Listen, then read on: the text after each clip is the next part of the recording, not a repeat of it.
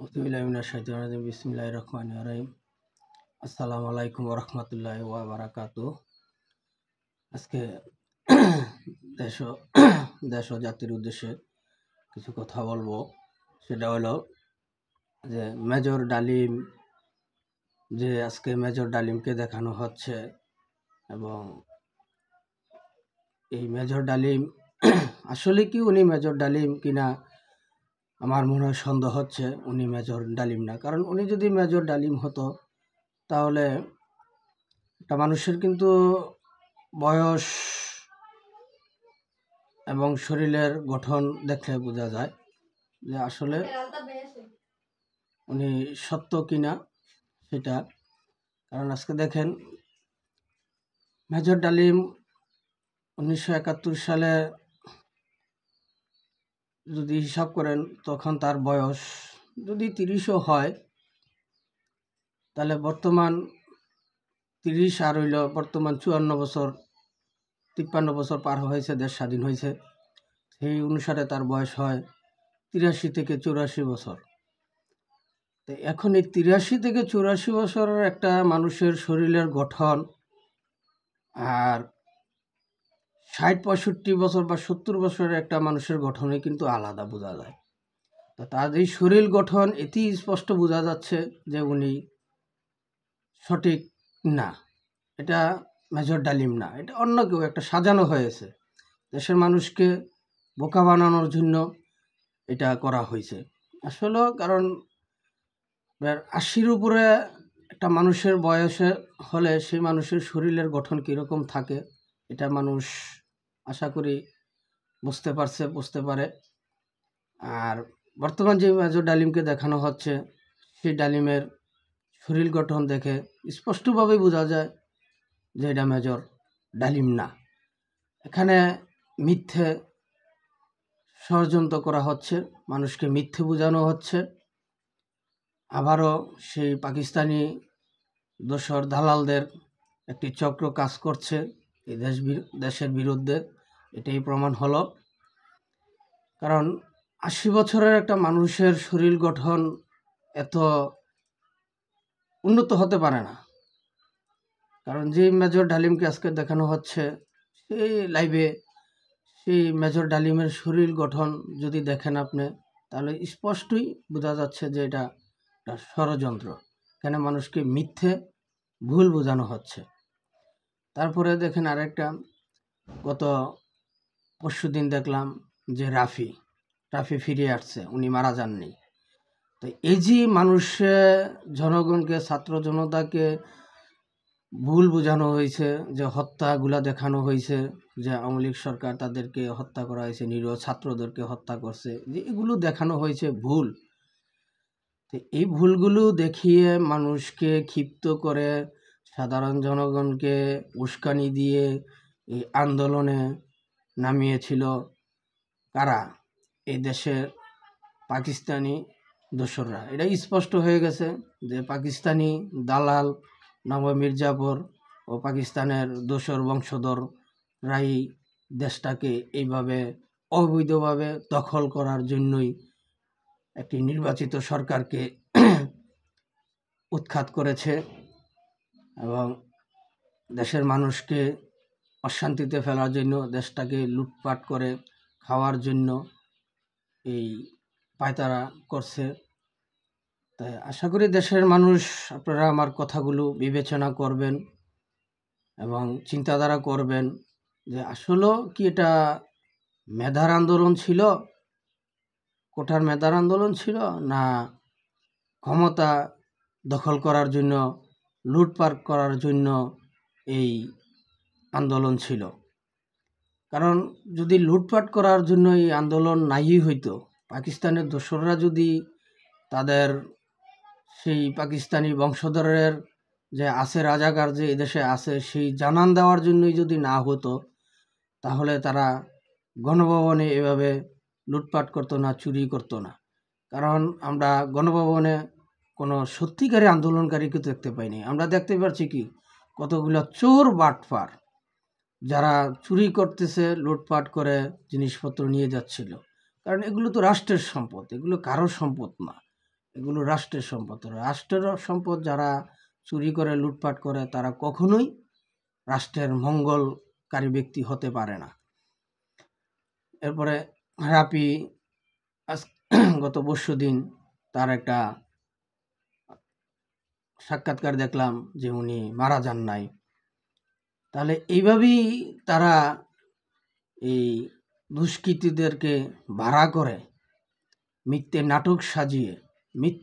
নাটক সাজিয়ে তাদেরকে অবশ্যই তারা ভাড়া করছে যে তোমরা এইভাবে তোমাদেরকে আড়াল থেকে, পিছন থেকে হালকা আঘাত করা হবে, তোমরা অসুস্থ হয়ে পড়বে, তোমাদেরকে হাসপাতালের নামে নিয়ে লুকানোরা হবে, মৃত্যু ঘোষণা দেওয়া হবে, আর মানুষকে ভুল বোঝানো হবে, মানুষকে আন্দোলনে ক্ষিপ্ত করা হবে। এরকম তাদেরকে চুক্তিপত্র করেই তারা এই নাটকটি সাজিয়েছিল, মানুষকে ধোঁকা দিয়েছিল। তাই আশা করি দেশের মানুষ এগুলো বিবেচনা করবেন এবং তাদের বিরুদ্ধে রুখে দাঁড়াবেন। এই পাকিস্তানি দোসর নবরাজাকারদের বিরুদ্ধে এই দেশকে বাঁচাতে হলে, এই দেশে শান্তি ফিরিয়ে আনতে হলে, দেশের উন্নয়নের অগ্রযাত্রা অব্যাহত রাখতে হলে এই নবরাজাকার মির্জাফরদেরকে রুখে দাঁড়াতে হবে, তাদেরকে প্রতিহত করতে হবে। এই সমন্বয়ক নামে মির্জাফরদেরকে বিতাড়িত করতে হবে, তাদেরকে প্রতিহত করতে হবে, প্রতিবাদ করতে হবে তাদের বিরুদ্ধে একতাবদ্ধভাবে, দেশের স্বার্থে, জনগণের স্বার্থে। আমাদের সবাইকে ঐক্যবদ্ধ হতে হবে। ঐক্য ছাড়া জাতি কখনোই ভালো কিছু করতে পারে না। ভালো কিছু করতে হলে ঐক্য করতে হবে, আর ঐক্য করতে হলে বাংলাদেশ আওয়ামী লীগের পাশে সর্বস্তরের জনগণকে বাংলাদেশ আওয়ামী লীগের পাশে দাঁড়াতে হবে, আওয়ামী লীগকে সহযোগিতা করতে হবে।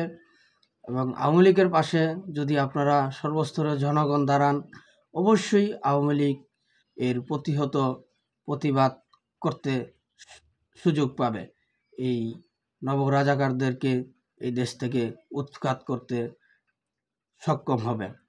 তবে ভাই একটা কথা মনে রাখবেন, এই দেশ কিন্তু সর্বশেষ মুক্তিযুদ্ধের সপক্ষের দেশ। এই দেশ কোনো রাজাকারের দেশ না। আজকে দেখেন আপনারা মোহাম্মদ আলী জিন্নাহর এই জন্মদিন দেশে পালন হচ্ছে, তাহলে এতে কি বোঝা যাচ্ছে? বাংলাদেশের পতাকার উপর দাঁড়িয়ে পাকিস্তানের পতাকা উড়িয়ে এখানে জন্মদিন পালন করা হচ্ছে। এবং যে আলেমরা বলতো, যে মাহমুল হক আলেম সাহেব, ওনারা বলতো যে জন্মদিন হারাম, নিষেধ, আজকে তারা আনন্দের সাথে জন্মদিন পালন করছে। তাহলে 5ই আগস্টের পরে কি জন্মদিন হালাল হয়ে গেল? 5ই আগস্টের আগে জন্মদিন হারাম ছিল, আর 5ই আগস্টের এই জুলাই আগস্টের আন্দোলনের পরে জন্মদিন হালাল হয়ে গেল। এটা কি বোঝাচ্ছে? এটা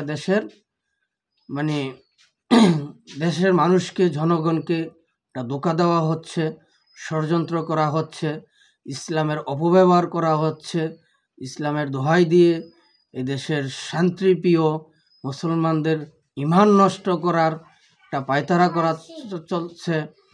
এই আলেম নামে জালেমদের থেকে আমাদেরকে দূরে থাকতে হবে, তাদেরকে প্রতিহত করতে হবে, সঠিক ইসলাম প্রচার করতে হবে এবং সঠিক ইসলামকে আমাদের গ্রহণ করতে হবে।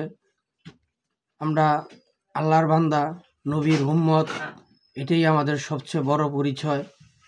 আমাদের এই দেশকে টিকিয়ে রাখতে হবে, এই দেশকে বাঁচিয়ে রাখতে হবে। একটা কথা মনে রাখতে হবে, এই দেশ স্বাধীন হয়েছে 30 লক্ষ শহীদদের বিনিময়, 2 লক্ষ মা বোনদের ইজ্জতের বিনিময় এবং সর্বস্তরের ছাত্র জনতার আত্মত্যাগের বিনিময়, সকল মুক্তিযুদ্ধের আত্মত্যাগের বিনিময়, বাংলাদেশের স্বাধীনতার স্থপিত নেতা, বাংলাদেশের স্বাধীনতার স্থপিত মুসলিম নেতা, বাংলাদেশের জাতির পিতা, জাতির জনক বঙ্গবন্ধু শেখ মুজিবুর রহমানের নেতৃত্বে এই দেশ 1971 সালে বিজয় অর্জন হয়েছে। যেমন বঙ্গবন্ধু শেখ মুজিবুর রহমান তৎকালীন এসকোস ময়দান বর্তমান সোহরাওয়ার্দী উদ্যানে বলেছিলেন, এবারের সংগ্রাম স্বাধীনতার সংগ্রাম, এবারের সংগ্রাম আমাদের মুক্তির সংগ্রাম। আমরা রক্ত যখন দিয়েছি, রক্ত আরও দেব, তবু এদেশকে মুক্ত করে ছাড়ব ইনশাআল্লাহ। আমাদের সেই দিকে সেই ইনশাআল্লাহ নিয়ে আমাদের সামনের দিকে এগোতে হবে। আমরা নেত্রীর ডিসিশনের অপেক্ষায় আছি। আমাদের নেত্রী যখনই আমাদেরকে ডিসিশন দিবে, আন্দোলনের ডাক দিবে, এই রাজাকার নবরাজাকারদের প্রতিহত করার জন্য ডাক দিবে, আমরা তখনই মাঠে নেমে পড়ব। আশা করি জনগণ আমাদের পাশে থাকবেন সর্বক্ষণ। আমরাও জনগণের পাশে সবসময় আছি, থাকব। আজকে আমার কথাতে যদি কোনো ভুল ত্রুটি হয়ে থাকে, দয়া করে আমাকে ক্ষমার দৃষ্টিতে দেখবেন এবং আমার ভুলগুলো সংশোধন করার আমাকে সুযোগ দিবেন। আবারও দেশ ও জাতির কাছে ক্ষমা চাই। দলের পক্ষ, বাংলাদেশ আওয়ামী লীগের পক্ষ থেকে, দেশরত্ন জননেত্রী শেখ হাসিনার পক্ষ থেকে, আমার পক্ষ থেকে দেশ ও জাতির কাছে আমরা ক্ষমা চাই। আমাদের ভুলের ক্ষমার জন্য, আমরা যেই ভুল করেছি সেই ভুলের জন্য আমরা ক্ষমা চাই। আমাদেরকে ক্ষমা করবেন, কারণ আমরা মানুষ, আমরা কোনো ফেরেশতা না। মানুষের ভুল হতেই পারে। আমরা আসলে সত্যি আমরা একটা ভুল করেছি। সেই ভুলটা হইলো আমরা এই নবরাজাকার, মির্জাফর এবং পাকিস্তানের দোসর বংশধর নবরাজাকারদেরকে আমরা চিনতে পারি নাই, না চিনতে পেরে তাদেরকে প্রতিহত করতে পারি নাই। সেই জন্য আমরা জাতির কাছে ক্ষমা চাই, আমাদেরকে ক্ষমা করবেন। দেশরত্ন জননেত্রী শেখ হাসিনাকে ক্ষমা করবেন। বাংলাদেশের স্বাধীনতার স্থপিত মুসলিম নেতা, বাংলাদেশের জাতির পিতা, জাতির জনক বঙ্গবন্ধুর কন্যা দেশরত্ন জননেত্রী শেখ হাসিনাকে ক্ষমার দৃষ্টিতে দেখবেন, ক্ষমা করবে দিবেন এবং আমাদেরকে পুনরায় জনগণের পাশে দাঁড়ানোর সুযোগ দিবেন এবং সঠিক একটি নির্বাচন পরিচালনা করার মতো তৌফিক দান করেন যাতে আমাদের সবাইকে। আমরা সেই আশা ব্যর্থ করি। আজকে এ পর্যন্তই, এখানেই শেষ করলাম। জয় বাংলা, জয় বঙ্গবন্ধু, জয় হোক সর্বস্তরের জনগণের। আবারও জিতবে আবার নৌকা ইনশাআল্লাহ।